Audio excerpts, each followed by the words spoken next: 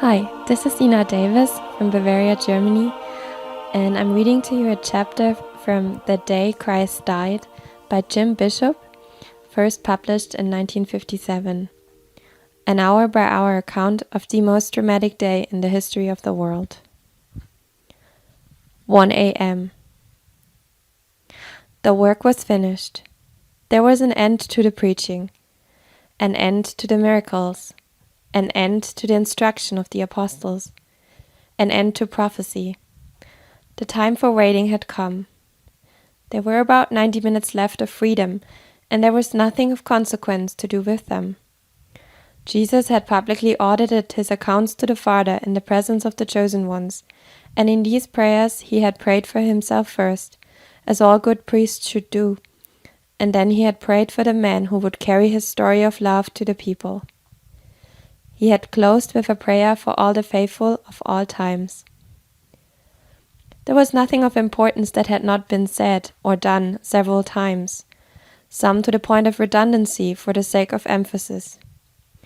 Jesus had offered himself to the world, and that part of it which had the best culture and the best understanding of a monotheistic universe had spurned him. If Jesus failed here in Palestine, how much more quickly he would have failed in Rome, the world of many marble gods, or in Greece, where man often had a better intellect than the gods he worshipped, or in Alexandria, or in Gaul, or in Carthage, or anywhere where men were afraid to die in everlasting darkness. And as he knew when he had told the Father that he would consent to be born and to live as a man, and to die as a man, the moment of trial would be slow and terrifying, and his divinity would not be able to save him a bit of pain, a shred of shame, or even shield him from the horror of anticipating the awful things that were to come. It was a time for waiting. He might have walked through the little grove in the full light of the waning moon. He might have sat in the cave with the 11 and talked of the time when they had first met, of the time when many Jews up and down the land had come forward convinced that this was indeed the Messiah. He might have talked about the time only last Sunday, when hundreds of his people in a festive mood had acclaimed him as the Son of David, and their hosannas had rung up and down the road from Bethany to Jerusalem, the echoes dying against the gleaming pillars of the temple. They might have talked of triumphs. Instead, Jesus motioned to Peter and James and John. These three, in whom Jesus reposed special trust, walked with him out of the cave and across the little road of grey steps, which stretched all the way from the temple down to the Cedron and up to the top of Olivet. They crossed these steps and walked into the shadows of the little olive garden. It was, it seemed, always warm there. The heights of the walled city were cool, and breeze swept, and even now one could see cloaked pilgrims walking in and out of the golden gate to the temple. It was cool on top of the Mount of Olives too, but the valley places near the Cedron were warm and moist and the last to see the sun. The three followed him. He stopped under the trees. In the pattern of foliage which blotted out parts of the moonlight, they saw the face of Jesus, and it held fear and horror. The long, slender hands shook. The features seemed to be grey, tinged with blue. The mouth was slack. The eyes were huge, with a vision the others could not see. Peter and James and John tried to help. They wished to console, but the Messiah merely shook his head. He was beyond any help of man, precisely because he was now more man than God. As a man, he was able to sustain the fullness of suffering. And as a man, Jesus had not only the nervous structure of all other humans, plus the emotional capacity for great joy in addition to great sensitivity, but as the Son of God he had a knowledge of what was to come. To them he seemed to be immeasurably weary, and this was strange, because only a few minutes ago he had been expounding the last of the lessons of the missionaries to them, and he had finished the work with vigor. They fell mute and turned their eyes away because they did not think that it was right to look upon the face of the Messiah in weakness and fear. He doubled his hands into fists and held them against his breast. "I am plunged in sorrow," he said loudly and bitterly, "enough to break my heart." The three glanced at him sadly. Jesus looked up through the branches at the miniature beauty of 1,000 other worlds, and then he glanced once more at the temple so near across the valley. "Stay here and keep awake," he said with entreaty. They nodded in silence and watched him make his way through the low branched trees for a short distance. There he paused beside a big flat rock. He knelt for a few moments. Then, abandoning himself to overwhelming mortal fear, he threw himself full length on the rock, face down. In a loud voice he said, "My Father, if it is possible, let this cup be spared me." The lament came almost involuntarily from his lips. "And yet," he said, as though afraid to be afraid, "not as I will, but as you will." No one knew better than Jesus that if he died as the Son of God, the gesture would be small, the sacrifice negligible. From this moment until the hour when he expired, he knew that he would have to suffer much more than anyone else who might travel the same path and endure the same things. The mere waiting was almost beyond him. Every minute of every hour must now be borne as a man with extraordinary courage, in order to achieve the victory over God, the one God.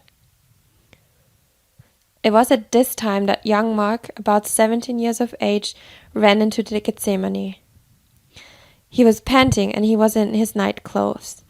He went to the side of the road where the cave was and, with excitement, told the 8 who had been sleeping that there had been a raid on his father's house and that there had been a great mob of men armed with clubs, led by Roman soldiers and temple guards, as well as some elders of the temple, scribes and Pharisees, and they had searched the premises looking for Jesus and demanding to know where he had gone.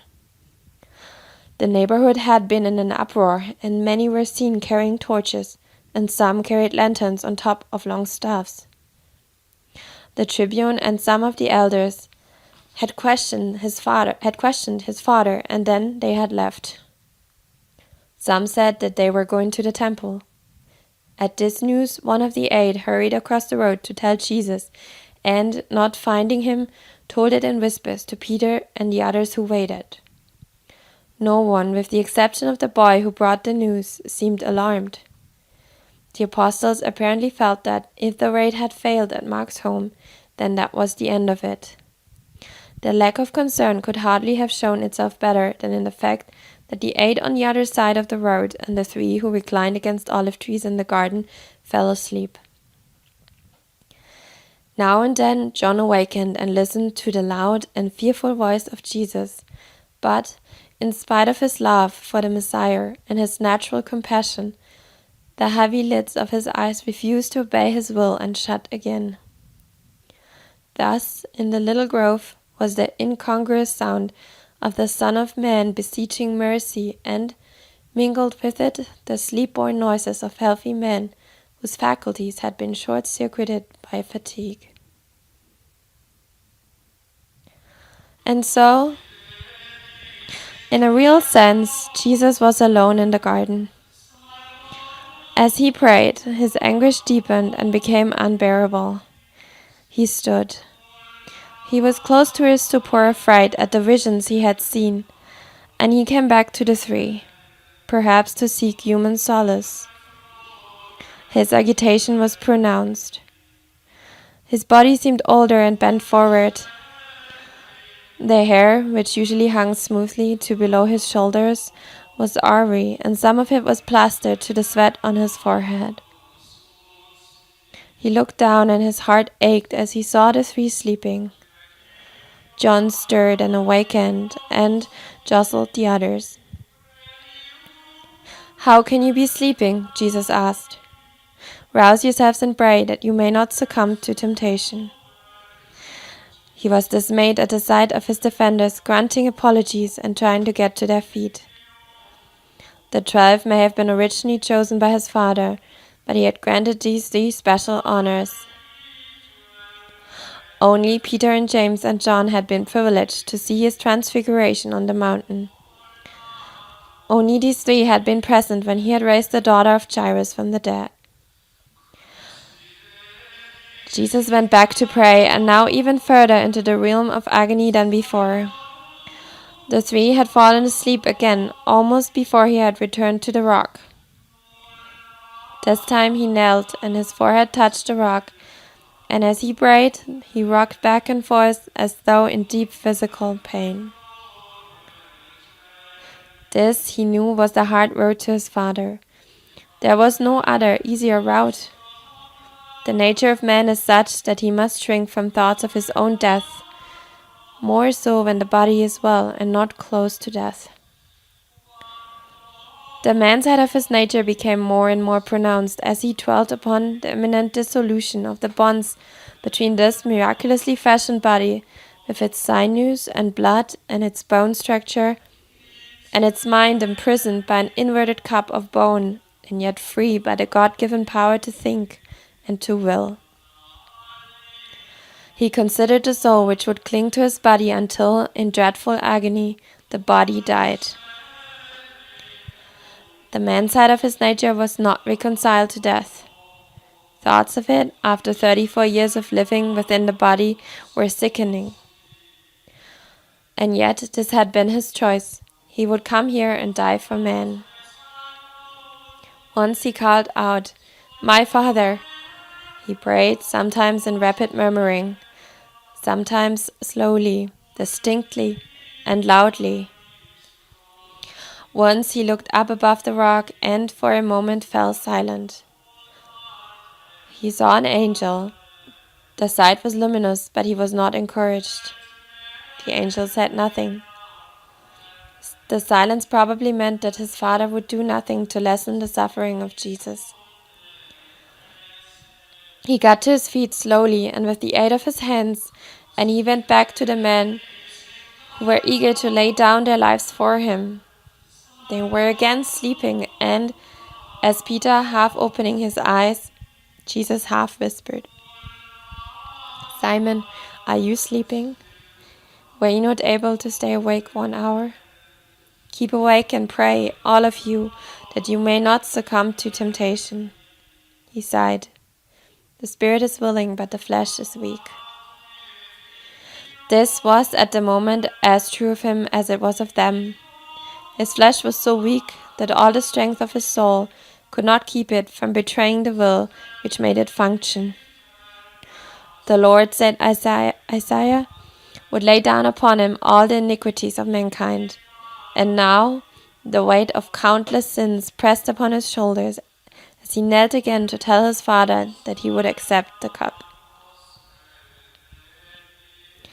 The salty sweat gleaming on his face and forehead began to change color. It reddened and deepened in hue until, in his agony, he knew that it was blood. It clung to his face and moved slowly down to his chin. Some of it dropped off in clots onto the rock, and some of it congealed in his beard. Medically, this is called hematidrosis. It occurs when fear is piled upon fear, when an agony of suffering is laid upon an older agony.